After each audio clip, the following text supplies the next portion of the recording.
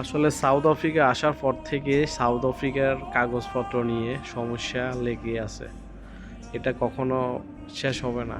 আমার মনে হয় যে মানে সাউথ আফ্রিকা কখনো কাগজপত্র নিয়ে মানে মানুষ শান্তি কখনো পাইব না। এখানে এখানে আপনি মনে করেন যে সমস্যা নিয়ে থাকতে হবে, সমস্যা ছাড়া এখানে আপনি থাকা অসম্ভব হয়ে যাবে।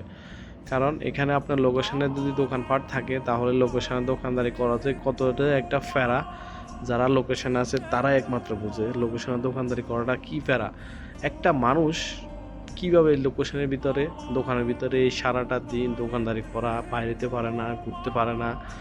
এই জন্য আসলে লোকেশনে দোকানদারি করাটা অনেক ফেরা। তো এই জন্য বলি আসলে ভাই, আপনি যদি সাউথ আফ্রিকা আসতে চাইতেছেন আসলে আপনি আপনার টাকা দিয়ে আসবেন, আপনি ভেবে চিন্তে তারপর টাকাটা খরচ করবেন, তারপরে যে আসবেন।